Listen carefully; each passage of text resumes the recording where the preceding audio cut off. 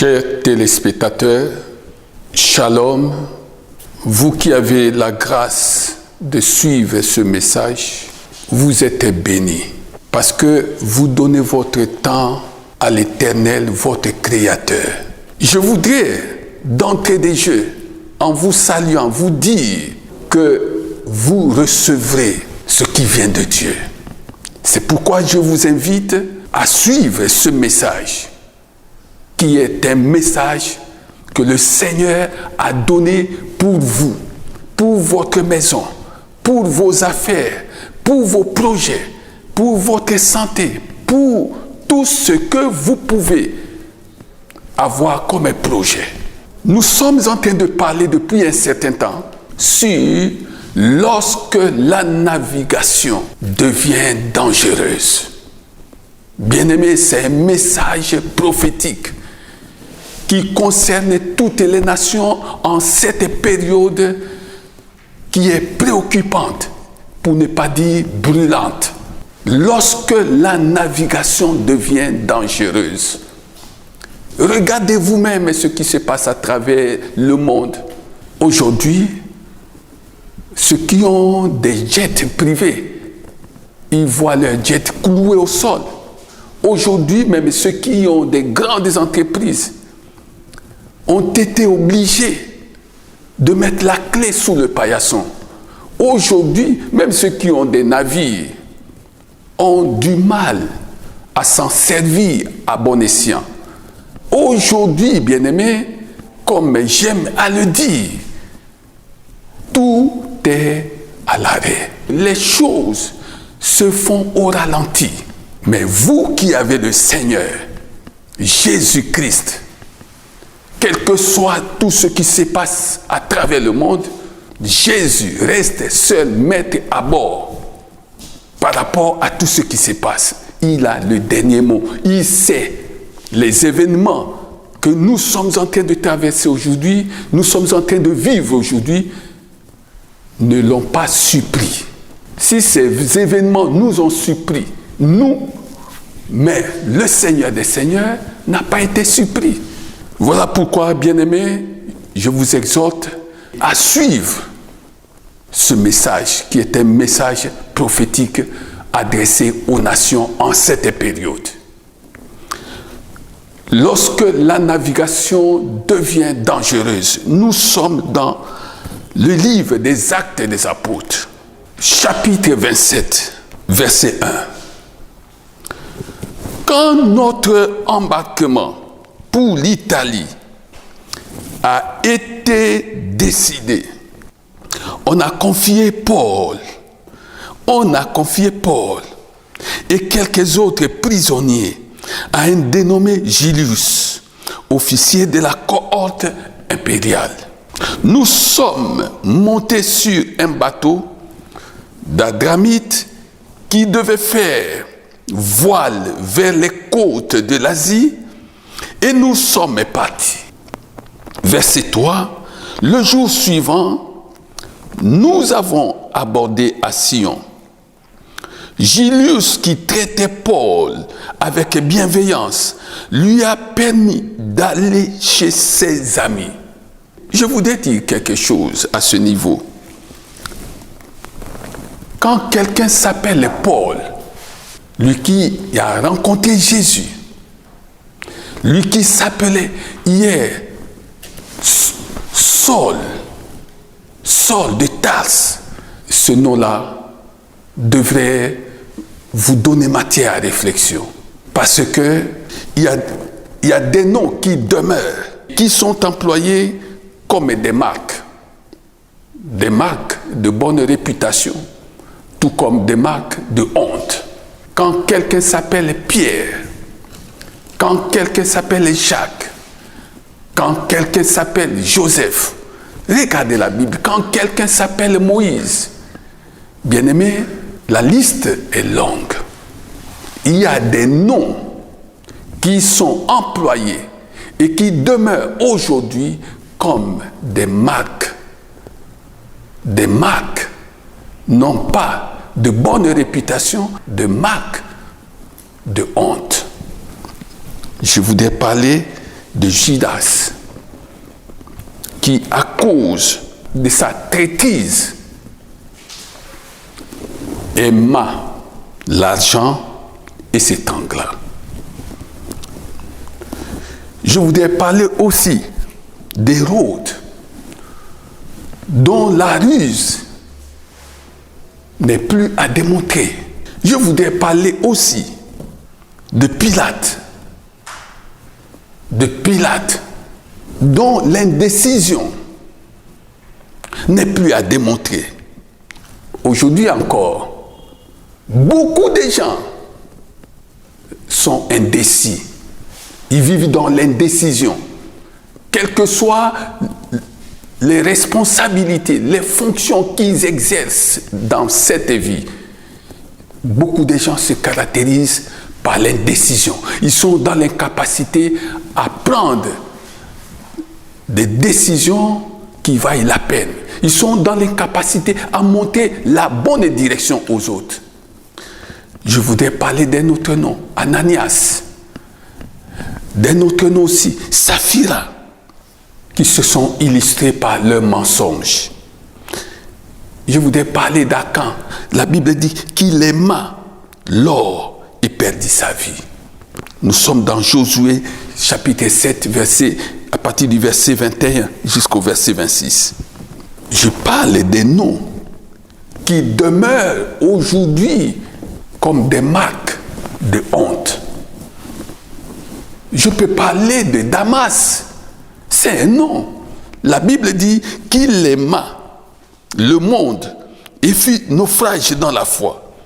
2 Timothée, chapitre 4, verset 10, nous le dit clairement. Je voudrais parler enfin de Géasi, qui aima l'argent et fut frappé de lèpre.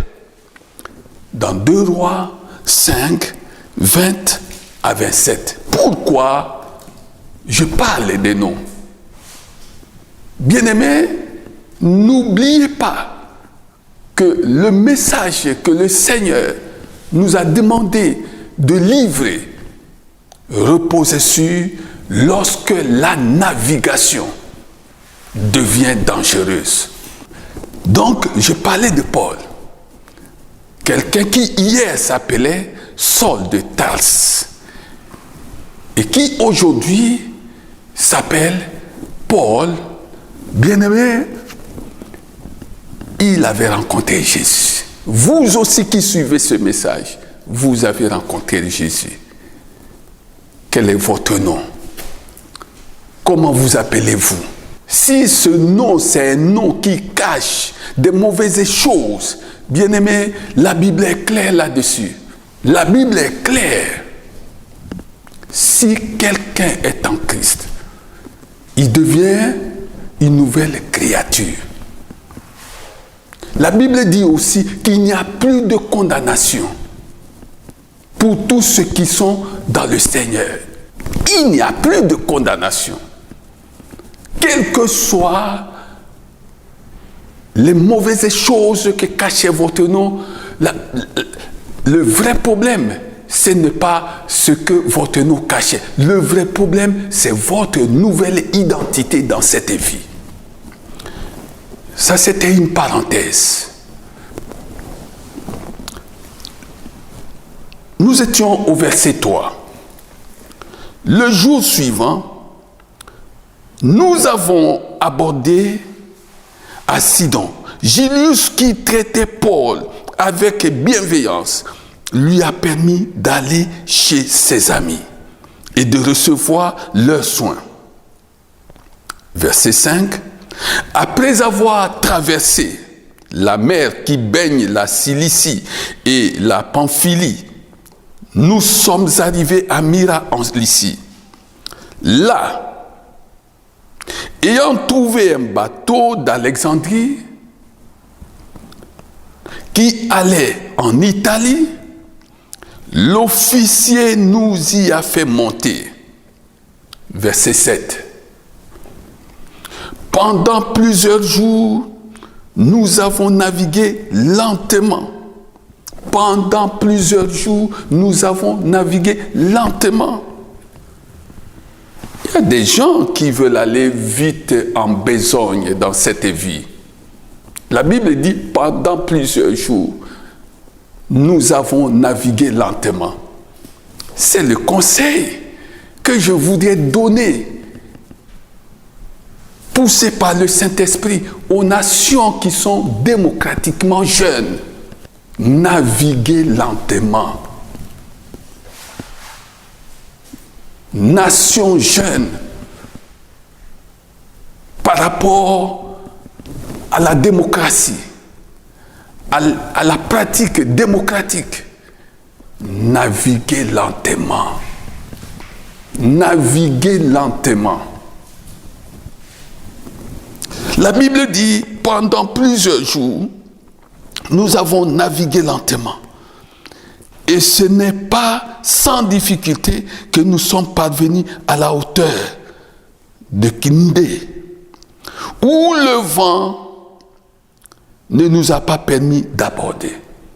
La Bible dit que ce n'est pas sans difficulté qu'ils sont parvenus à la hauteur de Kndé. Bien-aimés, rentrons dans la parole. Verset 7. Pendant plusieurs jours, nous avons navigué lentement, et ce n'est pas sans difficulté que nous sommes parvenus à la hauteur de Kndé, où le vent ne nous a pas permis d'aborder. Verset 9. Un temps assez long s'était écoulé et la navigation devenait dangereuse. Un temps assez long s'était écoulé et la navigation devenait dangereuse. Car l'époque même du jeûne était déjà passée. C'est pourquoi, la Bible dit, c'est pourquoi Paul a donné cet avertissement. C'est pourquoi Paul a donné cet avertissement. Mes amis, je vois que la navigation ne se fera pas sans dommage et qu'il y aura beaucoup de pertes, non seulement pour la cargaison et pour le bateau, mais encore pour nous-mêmes. Bien-aimés, vous qui suivez ce message, écoutez ce que dit la parole de Dieu, ce n'est pas la parole d'un homme. La Bible dit, c'est pourquoi Paul, serviteur de Dieu, avait donné un avertissement. Nous sommes à une époque où chacun de nous doit prêter ses oreilles à toute bonne parole sortant de la bouche de Dieu. Vous n'allez pas dire qu'on ne vous a pas averti de ce qui va se passer. Vous n'allez pas dire que vous ne le saviez pas. Vous le savez. Il dit, mes amis, je vois que la navigation ne se fera pas sans dommage et qu'il y aura beaucoup de pertes. Bien-aimé, le Saint-Esprit me fait dire que je vois que cette année va être une année dense en événements. Une année à problème. Déjà, les problèmes ont commencé. Ici, Paul souligne qu'il y aura beaucoup de pertes. Beaucoup de pertes. Je vois des pertes en vie humaine. Je vois des pertes sur le plan économique. Beaucoup de nations vont revoir leurs prévisions budgétaires. Je vois des défections. Je vois des reniements. Je vois. Pendant cette année, je vois des choses qui vont se passer dans beaucoup de familles. Je vois des gens qui vont aussi se séparer. Sur tous les plans. Pendant cette année, il va se passer des choses. Je vois des contrats qui seront résiliés. Vous allez perdre peut-être votre travail. Bien-aimé, la vie d'un homme ne repose pas sur un contrat qu'il aurait signé dans une entreprise. Paul a dit, je vois. Je dis aussi, sous l'inspiration du Saint-Esprit, je vois. J'ai dit que je vois. Mais quand ces choses vont arriver, bien-aimés, vous qui suivez ce message, vous êtes préparés à ça. Mettez-vous du côté de Dieu. Ne vous mettez pas du côté des troubadours. Ne vous mettez pas du côté des agitateurs. Mettez-vous du côté de Dieu. Tout celui qui sera du côté de Dieu doit désormais apprendre à cultiver le calme. C'est dans le calme que le Seigneur agit. La force du Seigneur est dans le calme. Bien-aimés, préparez-vous à ça. Je vois. Paul, nous sommes dans notre verset. C'est pourquoi Paul a donné cet avertissement. Mes amis, je vois que la navigation ne se fera pas sans dommage et qu'il y aura beaucoup de pertes, non seulement pour la cargaison et pour le bateau, mais encore pour nous-mêmes. Mais l'officier se fiait plus au capitaine et au patron du bateau qu'aux paroles de Paul. Bien-aimés, est-ce que vous comprenez ces choses? L'officier se fiait plus au capitaine et au patron du bateau qu'aux paroles de Paul. Qu'est-ce qu'il faut apprendre? Ce qu'il faut apprendre, c'est que vous qui avez reçu Jésus-Christ comme Seigneur et Sauveur, vous qui allez le recevoir à travers ce message comme votre Seigneur et votre Sauveur, ne permettez plus à un événement, à une situation, à une difficulté, de vous faire croire que la puissance de Dieu ne peut rien pour vous. Je répète, bien-aimés, vous qui avez déjà reçu Jésus-Christ comme Seigneur et Sauveur, vous qui êtes touchés par ce message, ne permettez plus à la tempête, à la détresse, à la difficulté, de vous faire croire que Dieu ne peut rien pour vous, que la puissance divine ne peut rien pour vous. Nous sommes maintenant au verset 13. Un léger vent du sud s'est mis à souffler, et se croyant maîtres de leur projet, ils ont levé l'ancre et ont longé de près l'île de Crète. Dans cette vie, nous pouvons monter des choses. Nous pouvons même croire qu'en le faisant, nous allons atteindre nos objectifs. Bien-aimés, sur cette terre des hommes, apprenez cette leçon. Sans Dieu, vous ne pouvez rien faire. Sans Dieu, vous ne pouvez rien faire. Jean 15, verset 5.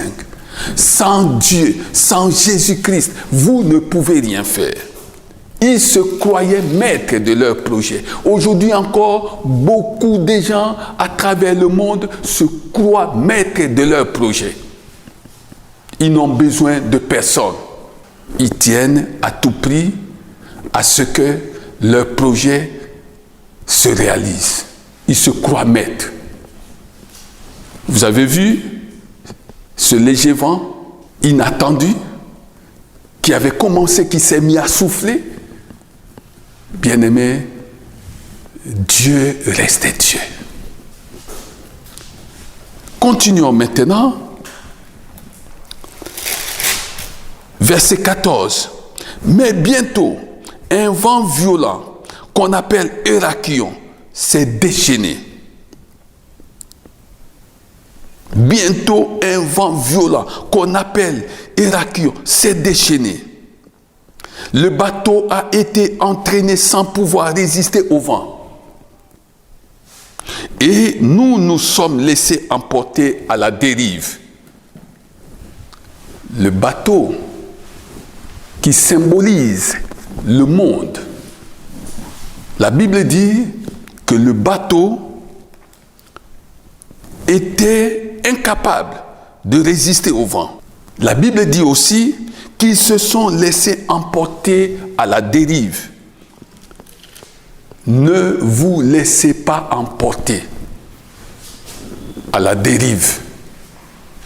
Bien-aimés, quelle que soit l'ampleur de la situation, ne perdez pas la boussole. Ne perdez pas la raison. Ne perdez pas la boule, comme d'aucuns le diraient. Ayez foi en Dieu. Ayez foi en Dieu. Surtout quand vous avez sa parole. Ayez foi en Dieu. Ayez foi en Dieu. Il faut avoir la vue de la foi. La vue de la foi. Il faut avoir l'oreille de la foi. Il faut avoir le toucher de la foi. Il faut avoir le goût de la foi. La foi vient de tout ce qu'on entend. Et tout ce qu'on entend vient de la parole de Dieu. Ayez ces choses. On trouve la foi à travers les 5 sens. Ayez foi en Dieu. Votre regard doit être le regard de la foi. Le goût doit être le goût de la foi. Comment vous digérez ce qui se passe à travers le monde? Quel goût ce qui se passe à travers le monde laisse-t-il dans votre bouche? Un arrière mauvais goût. Le goût de la foi vous empêchera d'avoir un arrière mauvais goût. Ayez l'ouïe de la foi. Quand vous entendez ces choses, comme cette dame qui avait souffert pendant 12 ans de la perte de sang. Elle avait seulement, la Bible dit qu'elle avait seulement entendu parler de Jésus. L'ouïe de la foi. Bien-aimé, la vue de la foi.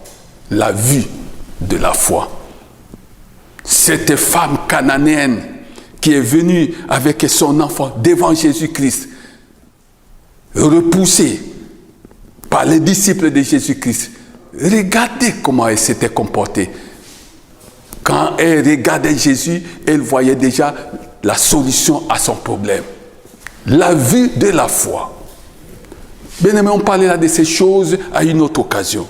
Poursuivons la lecture. Le bateau a été entraîné sans pouvoir résister au vent. Et nous nous sommes laissés emporter à la dérive. Bien-aimés, bien-aimés, ne vous laissez pas emporter à la dérive. Même quand vous croyez que votre situation est irrécupérable, même quand vous croyez que le Seigneur vous a abandonné, bien-aimés, le Seigneur n'abandonne jamais ses enfants que nous sommes. C'est la vérité. Maintenant, lisons autre chose. Verset 21, on n'avait pas mangé depuis longtemps. Alors Paul, debout au milieu d'eux, leur a dit, mes amis, il aurait fallu m'écouter et ne pas quitter la Crète. Verset 22, mais maintenant, je vous invite à prendre courage, car aucun de vous ne perdra la vie.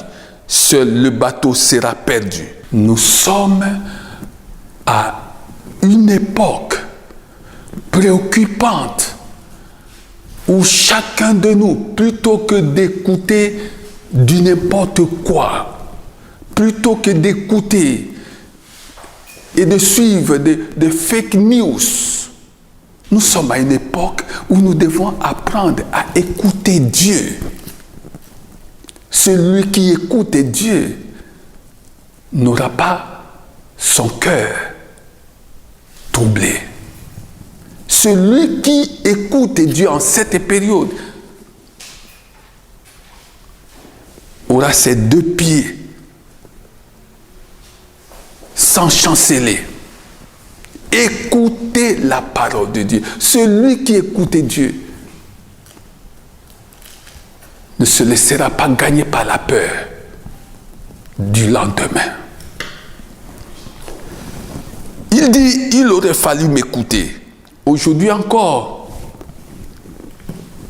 à travers le monde, très peu sont les nations qui écoutent paroles prophétiques données par les hommes de Dieu. Bien-aimés, heureuse la nation dont l'Éternel est le Dieu. Alors Paul dit, verset 23, en effet, un ange du Dieu auquel j'appartiens et que je sers m'est apparu cette nuit. Verset 24, et m'a dit, Paul, n'aie pas peur. N'aie pas peur. Bien-aimé, un ange lui a dit, Paul, n'aie pas peur. La parole de Dieu, la parole que vous êtes en train d'entendre, vous dit, n'ayez pas peur. N'ayez pas peur. Parce que la Bible dit, tu ne craindras ni les terreurs de la nuit, ni la flèche qui vole de jour, ni la peste qui marche dans les ténèbres, ni la contagion qui frappe en plein midi.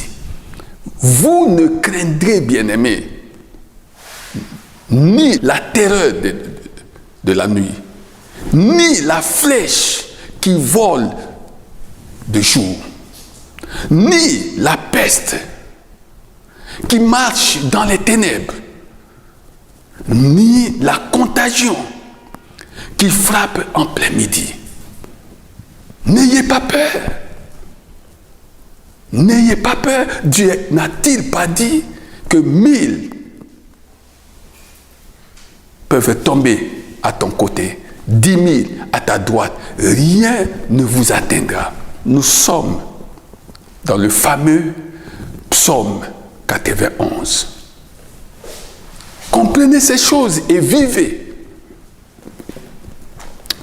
Il dit, un ange du Dieu auquel j'appartiens. Ici, il y a plus qu'un ange. Ici, c'est l'Esprit de Dieu qui vous parle. Jésus pouvait dire, ici, il y a plus que Salomon. Ici, il y a plus que Jonas. Et moi, je suis en train de vous dire, ici, il y a plus qu'un ange. C'est l'Esprit de Dieu qui vous parle.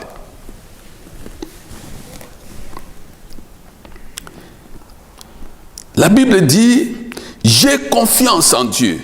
Tout se passera comme cela m'a été dit. Verset 29.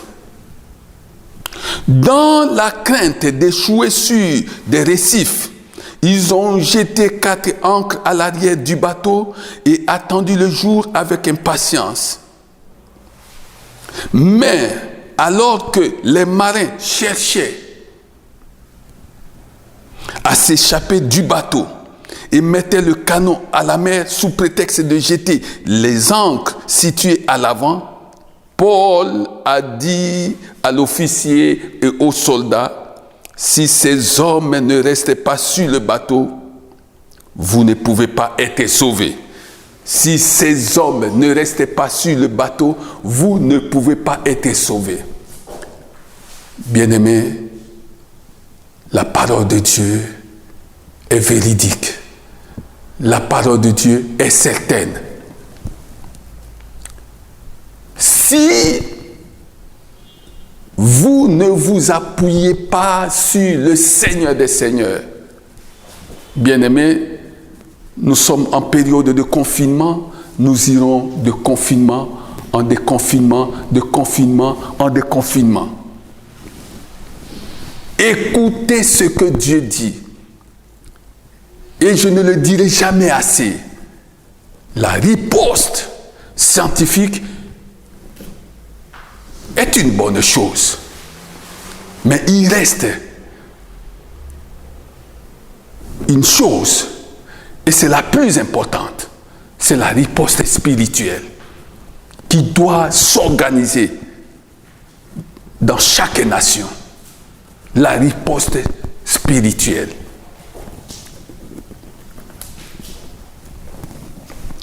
Si ces hommes ne restent pas sur le bateau, vous ne pouvez pas être sauvés. Alléluia. Bien-aimés, je passe au verset 42. Les soldats étaient d'avis de tuer les prisonniers de peur que l'un d'eux ne s'échappe à la nage. Mais l'officier qui voulait sauver Paul les a empêchés de mettre leur projet à exécution. Bien-aimés, que cette parole que vous êtes en train d'écouter vous empêche de mettre vos mauvais projets à exécution. Voilà, bien-aimés, en substance, notre texte. Nous avons dit jusque-là qu'il y a 5 ou 6 choses, 6 points qu'il faut relever. Dans ce bateau, il y a ce que nous pouvons appeler des grandes puissances qui sont en train de jouer un rôle. Deuxième point, il y a des multinationales. Troisième point, il y a des dirigeants. Quatrième point, il y a un phénomène qui ne dépendait de personne, un phénomène naturel, cette tempête appelée Hérakion. Cinquième point, il y a les prisonniers. Et sixième point, il y a un homme de Dieu qui représente la maison de Dieu. C'est de cela que nous avons jusqu'à présent parlé. Maintenant, bien-aimés, je voudrais que vous puissiez comprendre quelques évidences à travers la lecture de ces passages bibliques. La Bible parle d'un certain Julius. Julius, cet officier, représente les dirigeants. Cela nous amène à dire que dans cette vie, il y a des mandataires publics, des mandataires de l'État. Mais dans cette vie aussi, il y a des mandataires du ciel. Sur le bateau, il y avait un mandataire de l'État, en la personne de Julius. Mais sur ce même bateau, il y avait aussi un mandataire du ciel, en la personne de Paul.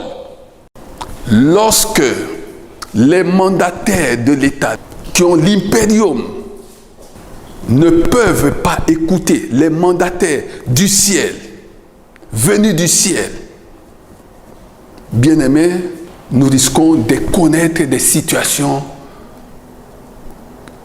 auxquelles auquel personne ne pourra faire face. Il faut qu'il y ait synergie. Pour qu'une nation aille de l'avant, pour qu'une nation devienne et prospère, il faut qu'il y ait synergie. Il faut qu'il y ait mobilisation de tout le monde. Chacun se mettant à sa place, chacun jouant son rôle. Le mandataire public joue son rôle. Le mandataire venu du ciel joue son rôle. Il faut cette synergie, il faut créer cette synergie. Ça, c'est la chose que j'aimerais que vous puissiez noter. Mais le mandataire public, c'est-à-dire de l'État, le mandataire venu du ciel, ils doivent avoir un seul dénominateur commun. Ce sont des bergers choisis de Dieu. Et ils doivent se comporter comme tels. Lorsque quelqu'un est choisi de Dieu, il doit avoir le cœur de Dieu. Le cœur de Dieu. C'est comme ça que nous allons voir à travers le monde des mandataires qui s'occupent de leur peuple. Des mandataires qui jouent pleinement leur rôle, qui apportent la paix, la joie à leur peuple. Ce sont des véritables mandataires. Et on peut dire à leur sujet que toute autorité vient de Dieu. Les mandataires venus du ciel doivent aussi avoir le cœur de Dieu. C'est alors qu'ils seront appelés de véritables disciples de Jésus. Et sixième point, il y a l'Église de Dieu représentée par un homme qui s'appelle Paul.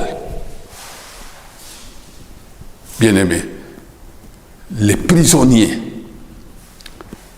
Vous avez vu l'attitude de l'armée ici. L'armée voulait en découdre avec les prisonniers. Ce n'est pas le modèle de Jésus-Christ. L'armée voulait en découdre avec les prisonniers. Aujourd'hui, je ne parlais pas de l'armée. Je parle des prisonniers. Et je rappelle que la dernière fois, j'avais parlé sur quel est notre modèle judiciaire. Bien-aimé, c'est bien d'ouvrir les prisons à ceux-là qui commettent des infractions. Mais c'est mieux, bien-aimé, de se demander, après que ces gens-là auront purgé leur peine, qu'est-ce qu'ils vont devenir? Est-ce qu'ils auront toujours le même cœur? Quelqu'un qui était voyou, qui était brigand, qui entre en prison aujourd'hui, comment va-t-il sortir? Le modèle judiciaire qu'il faut préconiser, mettre en place dans toutes les nations, c'est ces modèles judiciaires qui corrigent, mais qui transforment. Il y a la correction, il y a la transformation. Oui, vous pouvez corriger quelqu'un en l'envoyant en prison, mais est-ce que vous aurez réussi à le transformer?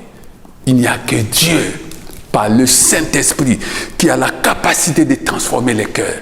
Il faut mettre des mécanismes d'encadrement spirituel de tous les prisonniers, en se servant des hommes de Dieu, des véritables hommes de Dieu, qui sont ouins, qui ont reçu quelque chose de la part de Dieu, et quand ils vont s'adresser aux prisonniers, les prisonniers vont recevoir cette parole, et les prisonniers seront transformés, ils seront sauvés. C'est ça le modèle judiciaire à mettre en place. Sinon, nous serions en train de faire du copier-coller. Parce qu'aujourd'hui, les nations développées corrigent. Ils envoient les hors-la-loi en prison. Ceux qui commettent des infractions en prison. Mais après, comment se passe leur réinsertion sociale. Ça, c'est l'œuvre de Dieu. Et ça doit se faire dans des prisons. Bien-aimés, nous sommes en train de parler sur lorsque la navigation devient dangereuse.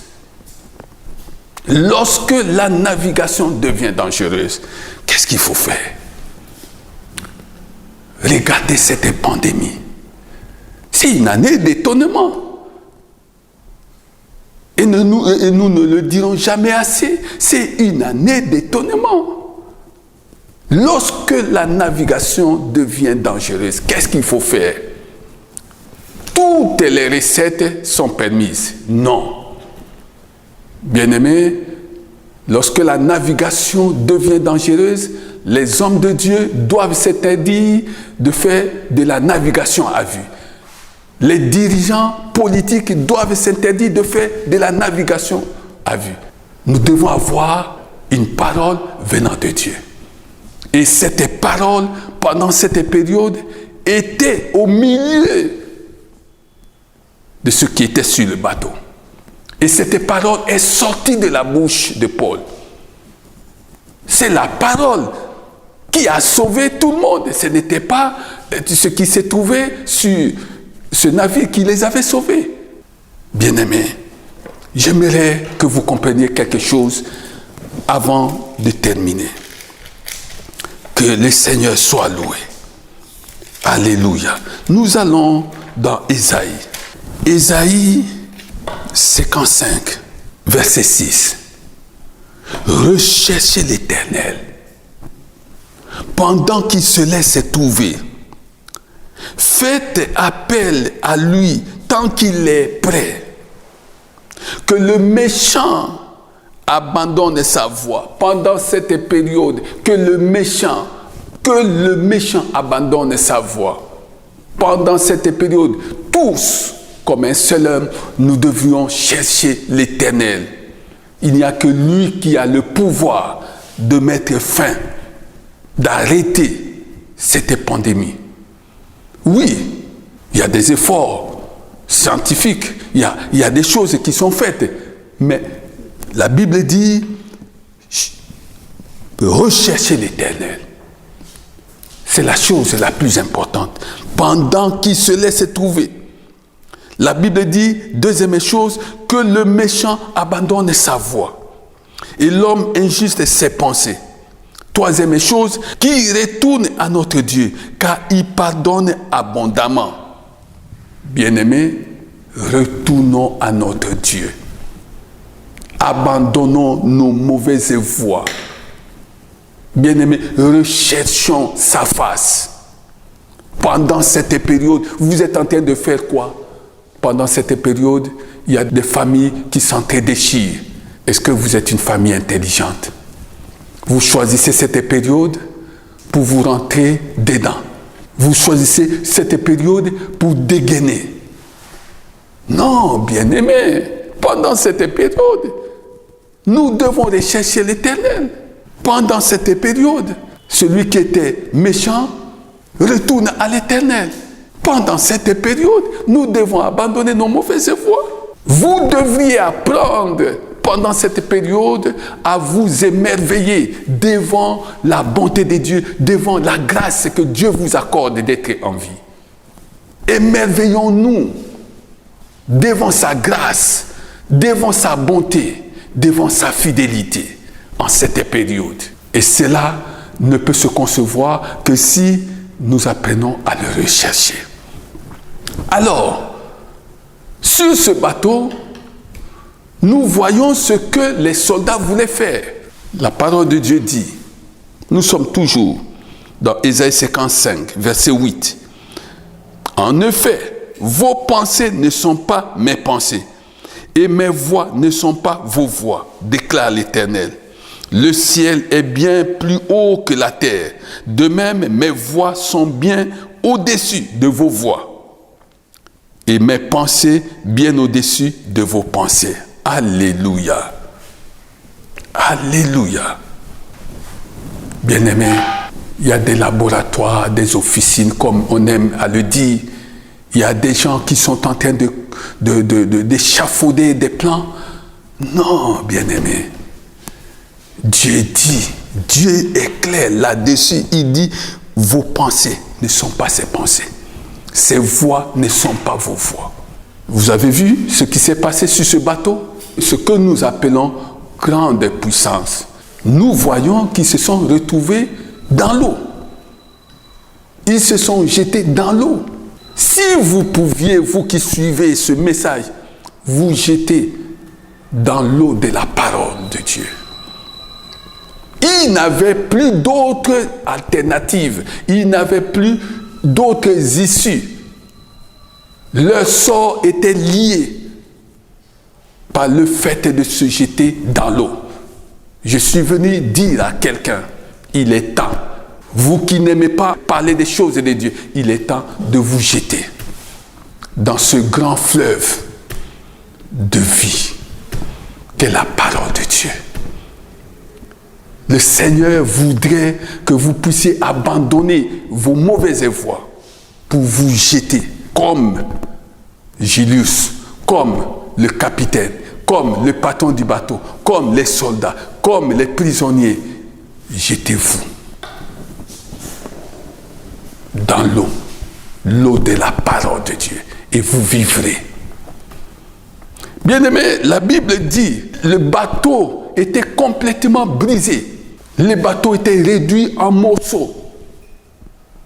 Bien-aimé, si on y prend garde, des structures que nous avons mises en place pour faire entendre notre voix, des structures que nous avons mises en place pour représenter de véritables relais de notre action, ces structures risquent d'être réduites en petits morceaux. Ces structures-là, qui ne sont pas des structures de nature à glorifier Dieu, que chacun de nous se pose la question de savoir si vous refusez de recevoir Jésus-Christ et que vous vous attachez à je ne sais quel Dieu. Aujourd'hui, il y a beaucoup de dieux. C'est pourquoi ils entrent dans l'occultisme, c'est pourquoi ils entrent dans la magie, ils entrent dans des choses bien-aimées. Vous savez, je suis fier d'une chose. Je n'ai jamais cru que la magie peut changer la vie de quelqu'un.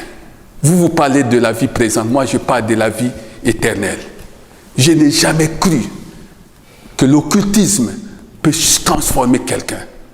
La magie, l'occultisme et toutes ces sectes pernicieuses vous préparent à une mort certaine que vous pouvez éviter maintenant. La Bible dit, voici, je mets devant vous la vie et la mort, la bénédiction et la malédiction. Mais je vous conseille de choisir la vie. Je suis venu dire à quelqu'un, en cette période cruciale, dominée par une pandémie qui fait des ravages, je suis venu dire à quelqu'un, choisissez la vie. Jésus-Christ est la vie. Il n'est pas seulement la vie, il est le chemin. Il est la vérité. Il est la vie. C'est ce que je suis venu vous dire, bien-aimés. Il y avait des violences. La Bible parle de violence dans ce que nous venons de lire. La Bible dit au verset 18, « Comme nous étions violemment battus par la tempête, le lendemain, ils ont jeté la cargaison à la mer. » Aujourd'hui, vous êtes violemment battus par quoi? Bien-aimés, vous savez, la violence est verbale et meurtrière. Et la plupart des guerres que nous avons connues dans cette vie ont commencé par la violence verbale. Faites attention. Faites attention, bien-aimés. Nous assistons à une variété de violences dans les milieux politiques. Bien-aimés, que cela ne soit pas des signes précurseurs, des signes avant-coureurs qui annoncent que quelque chose de pire va arriver. Faisons attention. Bien-aimés, restons unis, que nos différences deviennent notre richesse. Il y a la violence sur le plan politique. Il y a la violence sur le plan judiciaire. La violence enfante des frustrations sociales. Où allons-nous? Sommes-nous un peuple intelligent ou pas? Nous avons dit que le peuple intelligent est ce peuple qui, dans cette vie, cherche beaucoup plus Dieu que l'or et l'argent. Salomon, avant de recevoir autre chose, il avait demandé l'intelligence et la sagesse à Dieu. En ce qui concerne la sagesse, la Bible dit que celui qui la trouve a la vie. Devenons une nation intelligente. Une nation intelligente, c'est une nation où les gens se mettent ensemble. Avec leurs divergences, ils se mettent ensemble et ils retiennent l'essentiel. Ils regardent dans la même direction. En cette période, ne donnons pas accès au diable. Regardez ce qui s'est passé sur ce bateau-là. Il y avait des voix discordantes. Il y avait des divergences indescriptibles. La Bible dit que Julius, l'officier, écoutait beaucoup plus le capitaine, le pilote et le patron du bateau. Mais il refusait d'écouter Paul. Quand Paul s'est mis debout, nous voyons que Julius, on peut dire que c'est un bon berger. Julius a fini par suivre les avertissements de Paul. Aujourd'hui encore, ce message, c'est pour nous avertir.